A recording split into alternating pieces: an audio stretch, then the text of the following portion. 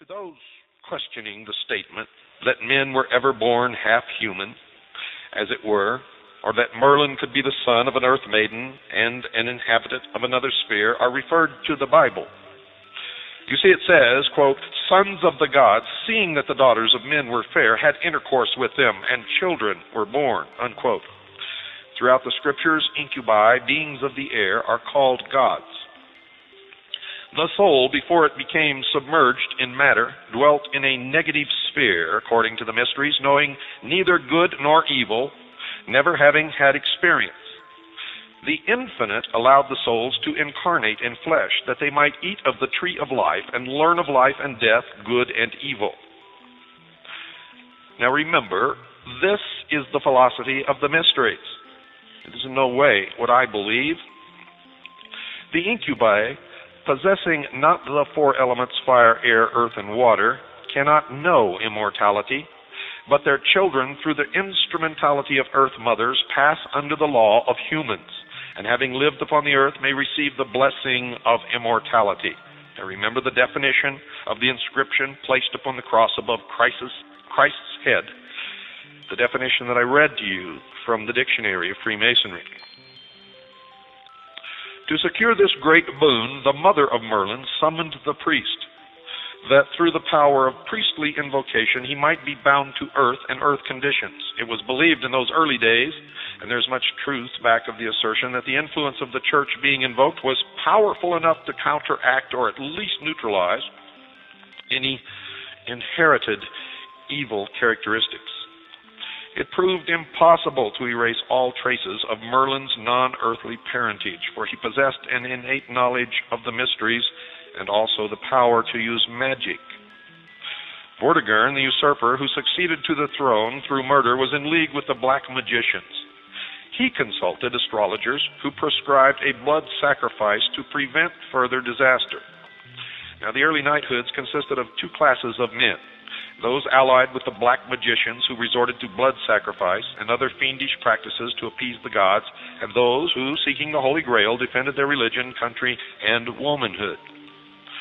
The building of the tower and its demolition may be interpreted in symbolic language as man, in whom the higher and lower principles are constantly in a struggle for supremacy. Red signifies evil, while good is always represented by white. That was carried over in the old westerns, where the good guy always wore the white hat and the bad guy always wore the black. Merlin, a knight by birth, understanding both black and white magic, advised Vortigern to free the two demons and allow them to battle to the death. Remember, these are the demons within man.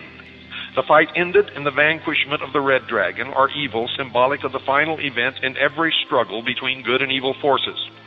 This was the beginning of the downfall of Vortigern. Having depended upon evil for support, he was left helpless at the death of his ally. With the return of Uther and Pendragon and their armies, Vortigern was defeated and burned alive in his castle. Now, translated with the aid of symbolism, the defeat would read as follows, ladies and gentlemen. Every life devoted and upheld by evil forces sooner or later faces destruction. When his race is run, the powers of good forsake him, and evil continues the work of annihilation. Every human being is given the power of choosing whom he will serve. If he surrenders to evil, he, not God, pronounces his doom. But thou avengest what men commit against themselves, seeing when they sin against thee, they do wickedly against their own souls, and iniquity gives itself the lie by corrupting and perverting their nature. And, of course, the end is darkness, death, destruction. Merlin, because of magical arts, was chief advisor to the new king. White magic in the knightly brotherhoods was a religion scientifically based on demonstrable laws, manifested through invocations. Though strong, there was one weak spot in the armor of Merlin. The beauty and seductiveness of a woman brought him to desolation. Through the weakness of his love nature, he permitted himself to break the greatest of all oaths, that oath of secrecy taken by all knights to protect the secrets of the order even to the death. The result, ladies and gentlemen, was automatic. The law is inexorable. Those who betray shall be betrayed. Entrusting to the love and loyalty of the woman whose secrets committed to his keeping, he made her the executor of the decree of his oath. In taking the oath of knighthood, man is supposed to be free from all slavery, whether sex or habit, before presenting himself for membership. Otherwise, he but places himself in a position of peril and jeopardizes his soul. The legends of Merlin and Samson are alike in outline and meaning. Both became slaves of women, casting aside honor, truth, and loyalty, the foundation stones of the power of the knight of the order or the master of the mysteries. Now, it is reasonably obvious that during the processes of life, the brain is active.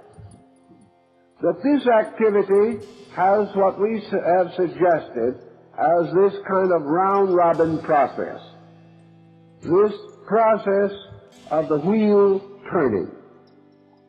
And then we come to the problem of how the mind is associated with the brain. Does the mind impose itself completely on the brain? Does the mind envelop the brain? Does the mind hide itself in certain cells of the brain? Is the mind lurking in the mysterious ventricular openings of the brain? This was the more common thought of the ancient.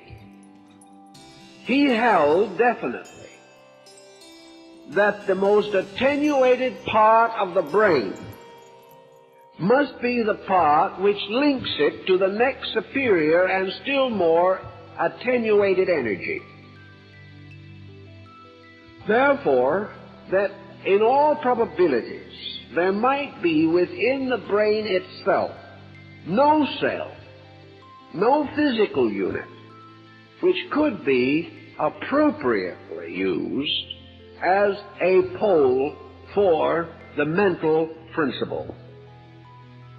If, therefore, there is any, the ancients made a rather subtle use of the old story of the tabernacle in the wilderness, in which they divided the wanderers' temple of the Jewish tribes in the wilderness into its three parts: the court, the holy place, and the Holy of Holies, declaring these three parts to represent, in a sense, the parts of man's body.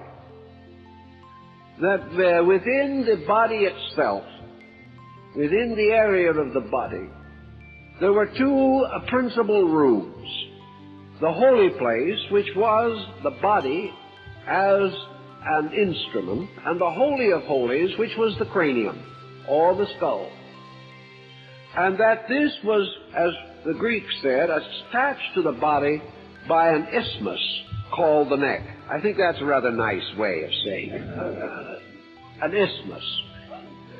We all know how it would sound if someone said, well, I have a pain in the isthmus. It might also be a good way of putting a certain well-known phrase in case you are having social difficulties. In any event, within the Holy of Holies was the Ark of the Covenant. The Ark of the Covenant consisted of these two cherubs kneeling upon the surface of a great chest-like box. The cherubs faced each other, and their wings met overhead. And the space beneath their wings was called the mercy seat. And it was here, between the wings of the cherubs, that the Shekinah's glory, or the presence of the Lord, was made manifest. The Shekinah's glory did not appear in the box, nor did it take over either of the cherubs, nor did it have an image of its own, for no image was permitted of it.